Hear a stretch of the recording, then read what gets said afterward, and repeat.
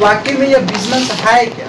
जैसे आप लोग कहीं से कोई चीज सामान खाते होंगे ना? Yes. हम लोग भी ये शर्ट पहने कहीं ना कहीं से इस मार्केट से खरीदे होंगे, ठीक है? Yes. इसी प्रकार से खाने के जितने भी सामान, यानी हम अपने जरूरत के जितने भी सामान होते हैं वह कहीं ना कहीं से पूरा करते हैं। तो जरूरत की सामान हम कहाँ से पूरा करते हैं? तो जरूरत के सामान में जैसे छोटे स्तर पे अगर हम सामान की बात करें तो जरूरत के सामान हमारे क्या, नमक हो गया, हल्दी हो गया, चाय हो गया, वगैरह वगैरह चीज़ हम हर दिन प्रयोग करते हैं दैनिक जीवन में, ठीक है? तो इसका प्रयोग हम कहाँ से करते हैं? तो हम सबसे पहले एक बात को आप सबसे पहले याद कीजिए, जब आप लोग पैसे कमाते हैं, हम लोग पैसे कमाते हैं, तो हमारा सबसे बड़ा उद्देश्य होता है पैसा कमाएंगे और इसका क्या करेंगे, इसका हम खर्च करेंगे, ठीक है? पैसा कमाएंगे, खर्च करेंगे। खर्च किस में करेंगे? तो हम अपने ज़रूरत की सामान को पूरा करेंगे। जैसे कि मैं बता रहा था, जैसे आपका हल्दी हो गया, नमक हो गया, मिर्चा हो गया, वगैरह, शर्ट हो गया, पैंट हो गया, जो अपने कॉपी कलम हो गया, ये सारे चीज़ आप लोग खरीदते हैं। ये किस लिए खरीदते हैं? क्योंकि हमें यहाँ ज़रूरत है और इस ज़रूरत को हम पूरा करके, पैसा को खर्च करके हम अपने ज़रूरत को पूरा करते हैं, ठीक है? ज़रूरत को पूरा करने में हम अपने पैसे को खर्च करते हैं, उसके बाद बचे तो इन्वेस्ट करते हैं, उसको छोड़ देना। तो हम यह खर्च कहाँ करते हैं पैसे? तो हम अपने बगल की दुकान में खर्च करते हैं, ठीक है? जो हमारे बगल की दुकान है वहाँ पे हम इस पैसे को खर्च करते हैं। तो उसे हम कहते हैं, कौन सा दुकान कहते हैं? उसे हम कहते हैं खुदरा दुकानदार, ठीक है? हिंदी में लिखते ताकि सबको समझ में आए। खुदरा दुकानदार, ठीक है? खुदरा दुकानदार जो आपके गांव के बगल, आपके गांव के मोहल्ले में भी हो, ठीक है? क्योंकि गांव में तो बहुत सारे दुकान होते हैं, लेकिन आपके मोहल्ले में भी दुकान होते हैं ना। मोहल्ले में आप देखे होंगे, आपके घर से जैसे ही कदम निकलते हैं, 4 कदम 5 कदम निकलते हैं, तो आपको खुदरा दुकानदार मिल जाता है। वहाँ पे आप लोग जाते हैं, जो भी चीज़ लेना रहता है दैनिक जीवन का काम, वो आप लेते हैं, ठीक? तो खुदरा दुकानदार पे हम सामान लाते हैं। एक सवाल मैं आप सभी से करना चाहता हूँ, क्या खुदरा दुकानदार वाले सामान अपने घर पे बनाते हैं क्या? नो। क्योंकि खुदरा दुकानदार के पास कोई अपना ये तो फैक्ट्री नहीं चलाते जो सामान बनाएंगे, ठीक है? तो ये कहीं ना कहीं से लाते हैं। ये कहाँ से लाते हैं आप सभी को मालूम होंगे, ये कहाँ से लाते हैं? तो ये लाते हैं अपने से बड़े दुकानदार से, जिसे हम कहते हैं थोक विक्रेता। क्या कहते हैं? थोक विक्रेता कहते हैं, जहाँ से ये सामान लाते हैं, ठीक है? थोक विक्रेता से यह सामान लाते हैं और यह भी सामान लाते हैं। क्यों लाते हैं? क्योंकि इसे भी बेचना है, इसे भी मुनाफा कमाना है, ये खुदरा दुकानदार के देते हैं। इसका काम बस इतना ही रहता है। हम थोक विक्रेता के दुकान के पास जाएंगे और कहेंगे कि 5 रुपए के एक मूंगफली दे दीजिए या वगैरह वगैरह, बहुत सारे सामान आते हैं, जो सामान को दे दीजिए, तो वो नहीं देगा। क्यों नहीं देगा? क्योंकि वो थोक में बेचता है। वो थोक में कौन लेगा इससे? तो खुदरा दुकानदार वाले लेंगे, या कभी हमको भी जरूरत पड़े तो बहुत मात्रा में लेना पड़ेगा, तब जाकर यह सामान देंगे, अन्यथा यह सामान हमें नहीं दे सकता, ठीक है? तो ये थोक विक्रेता, क्या थोक विक्रेता के घर में सामान बनता है? नहीं ना बनता है। थोक विक्रेता के घर में सामान नहीं बनता है, यह भी कहीं से लाते हैं। ये कहाँ से लाते हैं? तो ये आपके इससे बड़े दुकान होते हैं, जिसको हम लोग क्या कहते हैं? कौन से दुकान कहते हैं? इसको हम कहते हैं स्टॉक पॉइंट, ठीक है? स्टॉक पॉइंट कहते हैं। इसके पास क्या होता है कि कंपनी द्वारा किसी भी जिले में स्टॉक पॉइंट कोई भी कंपनी का 1 से 2 रहता है, ठीक है? अगर ज़्यादा बड़े जिले में अगर यह चीज़ ज़्यादा मात्रा में मिलता है तो उसमें 1 से 2 रहता है, लेकिन मुख्यतः एक ही पाया जाता है किसी भी एक जिले में स्टॉक पॉइंट। जैसे मान लीजिए कोलगेट हो गया, कोलगेट आप यूज करते हैं, आप क्या कहते हैं, मूंग दाल यूज करते हैं, यह सबका स्टॉक पॉइंट रहता है। कंपनी किसी भी जिले में, अपने जिले में एक स्टॉक पॉइंट होता है जहाँ पे कंपनी बहुत मात्रा में सामान को भेजता है, ठीक है? तो ये स्टॉक पॉइंट वाले किसको सामान देते हैं? थोक विक्रेता। थोक विक्रेता वाले इनसे सामान करते हैं। इसका काम बस इतना ही है। यहाँ पर भी आपको खुदरा में जाइएगा, हम जाएंगे और आप जाइएगा लाने सामान, तो आपको नहीं मिलेगा। ये खुदरा दुकानदार वाले भी जाएंगे तो वहाँ पे उसको नहीं मिलेगा, क्योंकि ये स्टॉक पॉइंट वाले सामान तो देते हैं, लेकिन किसको देते हैं? इसको देते हैं, थोक विक्रेता को, जो ज्यादा सामान ले, क्योंकि इसके पास सामान की संख्या क्या है? ज्यादा है, ठीक है? तो स्टॉक पॉइंट वाले के देते हैं। स्टॉक पॉइंट वाले क्या अपने घर पे सामान बनाते हैं? नहीं, क्योंकि कंपनी से आया किसी भी जिले में एक जगह स्टॉक पॉइंट पे सामान आता है, ठीक है? तो यह भी अपने घर पे सामान नहीं बनाते। तो सामान यहाँ पे नहीं बनता, तो सामान बनता कहाँ है? तो सामान बनने से पहले एक और होता है इसके बीच में कड़ी, जिसको हम कहते हैं CNF सेंटर, ठीक है? CNF सेंटर, इसका काम रहता है क्या?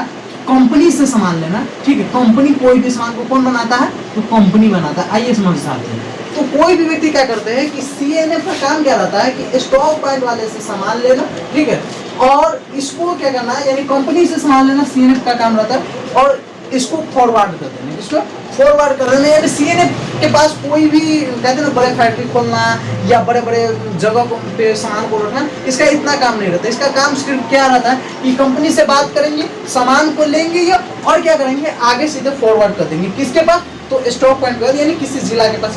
इसके पास कोई स्थान नहीं रहता जहाँ पे ये सामान को रखकर बेचे या किसी भी स्टॉक पॉइंट वाले को। तो इसका काम बस इतना ही रहता है कि डील करना, हम कह सकते हैं की दोस्ती करना और सामान को आगे फॉरवर्ड करना, बेचना, जिसको हम क्या कहते हैं आज के ज़माना में, डिजिटल ज़माना में हम उसको कहते हैं अफिलिएट मार्केटिंग। ठीक है, अफिलिएट करना, बस इनका काम रहता है लेना और दूसरे के को दे देना, बस इसका यही काम रहता है। तो अब बताइए इसमें क्या हुआ, इसमें इतना सारा व्यक्ति लगभग आते, बहुत सारे व्यक्ति बीच की कड़ी में एक दो आ ही जाते, हमेशा आते रहते। तो ये खुदरा दुकानदार वाले हम क्या हो गए, कस्टमर हो गए, जो हम इससे सामान लेते हैं, क्या हो गए, कस्टमर, जिससे हम सामान लेते हैं, जो क्योंकि हमको जरूरत को पूरा करना। तो हम जरूरत की किससे कैसे पूरा करेंगे, तो हम जरूरत को पूरा करेंगे, हम अपने खुदरा दुकानदार के पास जाएंगे। खुदरा दुकानदार वाले क्या करते हैं, थोक विक्रेता के पास आते हैं, और थोक विक्रेता वाले स्टॉक के पास, स्टॉक वाले इनसे संपर्क करते हैं और इसके बाद यहाँ से सामान आता है हमारे पास। ठीक है, तो यहाँ पे हम कस्टमर हो गए, हम क्या हो गए, कस्टमर। हमें सामान लेना है, हमें कोई भी सामान लेना है, हम इतने बड़े कड़ी के साथ जाते हैं, तब जाकर हमारे पास सामान आता है। कंपनी कहता है, हमारे क्या कहते हैं विज्ञान में भी बहुत सारी चीज़ बताया गया, जो इकोनॉमिक्स है उसमें भी बताया जाता है कि कोई भी कंपनी है ना जो सामान बनाता है, मात्र 30 से 35% के 30 से 35% में वो बना देते हैं। ठीक है, यह सामान मात्र मान के चलिए, ऐसे ना समझ रहा प्रतिशत में, ना समझ रहा 30 से 35%, तो ऐसे समझ के चलिए कि जो सामान 100 रुपया का, मान लीजिए कोई सामान ऐसा है जिसका दाम कितना रुपया है, 100 रुपया। ठीक है, तो 100 रुपया इस सामान का दाम है, तो कंपनी यानी MRP लिखा रहता है 100 रुपया, तो यह सामान कंपनी कितने रुपये में बना देता है, 30 रुपया या 35 रुपये में बना देता है, इससे ज़्यादा उसका पैसा नहीं लगता है। ठीक है, तो यह 30 से 35 रुपये में यह सामान बना देता है, बात खत्म। यह क्या होता है, इसके पास जाता है, इसके पास जाता है, इसके पास जाता है, इसके पास जाता है, सब बैठे हुए अपने अपने दुकान को लेकर बैठे हुए।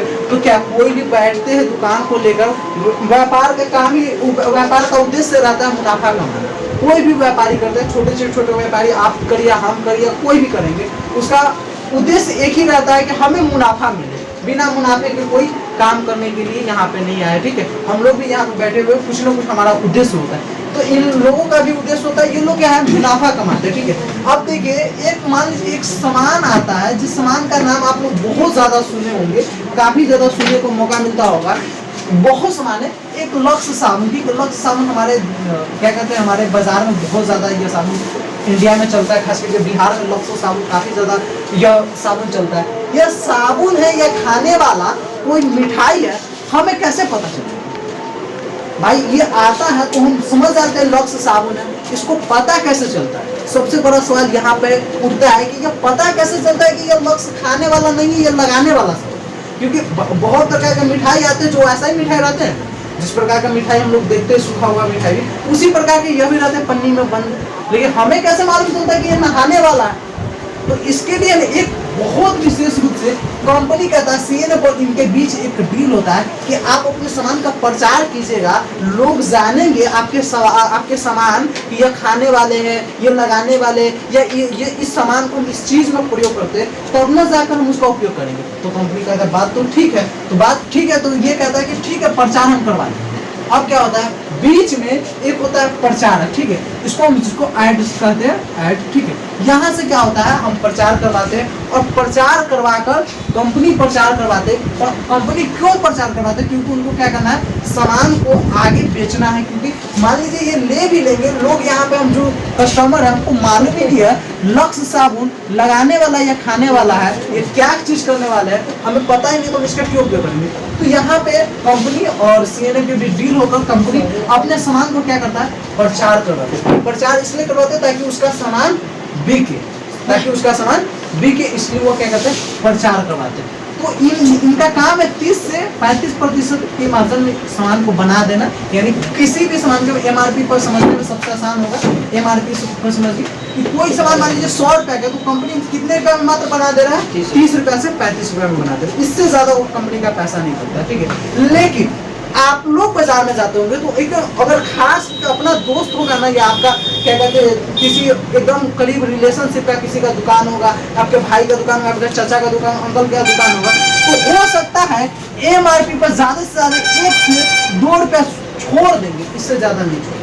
MRP जितना रहता है उतना ही में सामान लेते हैं। कभी कभी MRP, अब तो कंपनी लोग इतना ज्यादा बेवकूफन करते हैं कि MRP इतना ज्यादा, बुक आप लोग क्लास 10th में 12th में पढ़ते होंगे, बहुत सारे बुक आते हैं, बुक पे तो काफी ज्यादा लिखा रहता है। कोई भी बुक खरीदने जाइए ना तो उस बुक पे इतना ज्यादा पैसा लिखा रहेगा, और उस बुक के MRP के दाम से आप पैसा देगा तो बहुत ज्यादा ठगा देते, क्योंकि उसको ऑफ मिलता है 50 से 60%। तो इस प्रकार से रहता है, ठीक है। तो कोई भी कंपनी यहाँ पर प्रचार करवाता है, सबके पास जाता है, ये प्रक्रिया है, ठीक है। तो प्रक्रिया हमारे पास सामान, ये जो 100 रुपया का सामान या 35 रुपया का सामान है, यहाँ पे आकर जो हम कस्टमर है, इसे हमें कितने रुपया में मिलता है? 100 रुपया में।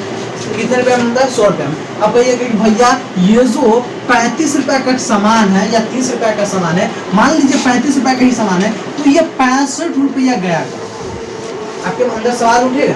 65 रुपया गया तो कहाँ गया? तो मैं बता दूं, ये 65 रुपया, ये और इसके बाल बच्चे हैं, इसके भी बाल बच्चे हैं, इसके भी बाल बच्चे हैं, इसके भी बाल बच्चे हैं, ठीक है। ये कस्टमर को नहीं देखना, कस्टमर क्योंकि हम खा रहे हैं। तो ये लोग क्या करते हैं, बीच के ये पूरे मिलकर क्या करते हैं, आपके 65 रुपया को खा जाते हैं। आपके 65 रुपए को कौन खा जा रहा है? ये सारे लोग मिलकर खा जा रहे हैं। जबकि अगर एक बात बताइए, क्या कस्टमर रहेंगे, कंपनी रहेंगे तो काम चलेगा?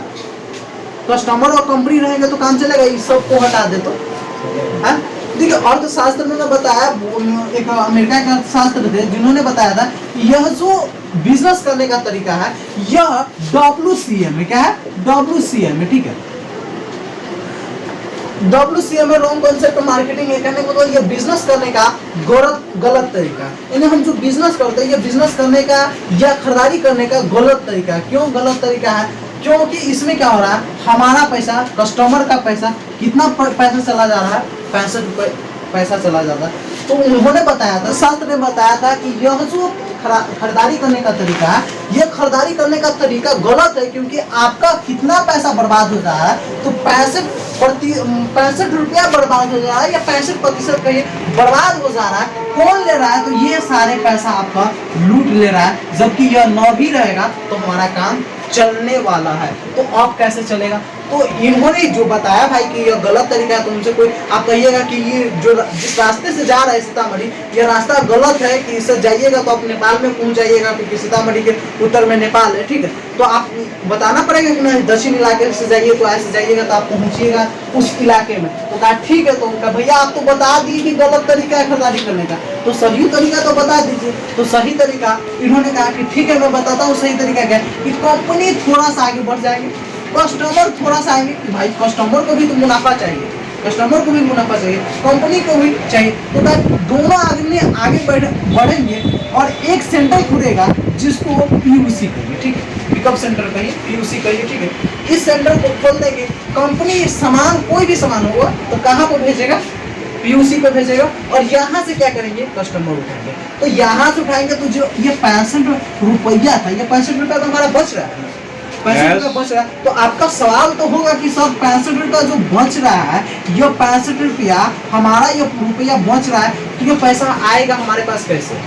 आपका सवाल होगा ना। तो हम इस तरीके से खरीद रहे थे, तो मान लीजिए इसके बच्चे थे, इसके बच्चे थे, इसके बच्चे थे, इसके बच्चे थे, ये सब खा जा रहे थे, ये सब मिलकर खा जा रहे थे साथ में। तो आप लोग जानते हैं कितना ज्यादा इसमें मिलावट किया जाना, बहुत सारे प्रकार के, आप लोग भी अगर बिजनेस करते होंगे तो वो सारे चीज करते होंगे, ठीक है। तो ये 65 रुपया बच गए। तो कहा कि ठीक है, तो इसी को कहा गया कि 65 रुपये ये जो बच रहा है ना, RCM का। अब समझिए यहाँ पे थोड़ा सा कि जो अर्थशास्त्र वो बोल दिया कि 65 रुपया आपका बच जाएगा। तो RCM का कि ये जो 65 रुपया बच रहा है, अदर बिजनेस वाले नहीं करते, डायरेक्ट सेल्स में बहुत सारे बिजनेस चलते हैं, लेकिन RCM बिजनेस वाले कहते हैं ये जो 65 रुपया आपका बचा है ना, यह 65 रुपया हम क्या करेंगे? आप सबको ही दे देंगे। यह 65 रुपया क्या करेंगे? आप सबको ही दे देंगे। बिजनेस का कहना था, यानी RCM जो चलाते हैं हमारे फाउंडर, उन्होंने बताया कि ये जो 65 रुपया आपका पैसा है, तो हम क्यों लें भाई? हमें तो यहाँ पे फायदा हो ही जा रहा है, कस्टमर सामान लेंगे, हमारा सामान बिकेगा, तो हमें कोई जरूरी नहीं इस 65 रुपया को लेना। इस 65 रुपया को हम क्या करेंगे? आप सभी में ही बांट देंगे, आप सभी में बांट देंगे। तो आपका सवाल होगा कि कैसे बच यह पैसा को बांटा जाता है। मैं बता दूं, जैसे ही कोई भी PUC सेंटर पे जाइएगा आप सामान खरीदने, तो वहां पे क्या है, जो भी सामान लेंगे यहाँ पर भी MRP लिखे होते हैं, तो उससे है ना आपको 10 से लेकर 20% पहले ही छूट दे दी जाएगी, ठीक है। 10 से लेकर 20% छूट आपके MRP जितना भी उस सामान पर, यानी कोई भी अगर सामान है उस पर लिखा रहेगा, उसमें क्या है 10 से 20% पहले ही आपको छूट दे दिया जाएगा। तो ये छूट मिलेगा आपको। उसके बाद जो पैसा बच जाएंगे आपके, वह 45% पैसा आपका बच जाता है, ठीक है। 45% पैसा, ये 45% पैसा को क्या किया जाता है, कंपनी द्वारा बांट दिया जाएगा। क्या किया जाता है, मतलब 20% हुआ तो हमारे पास ये 45 हो गया ना 45। यस।